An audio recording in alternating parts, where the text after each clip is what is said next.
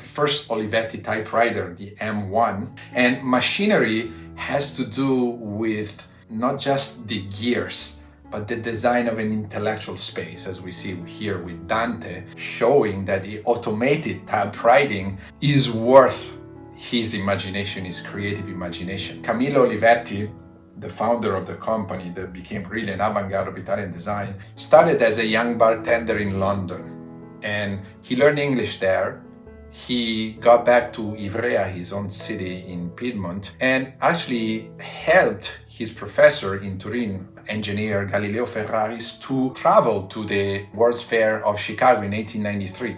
He accompanied him there, and on the way to Chicago, he stopped in New Jersey, where he met Edison. His professor didn't speak English, but Camillo Olivetti did, and that was a very inspiring moment.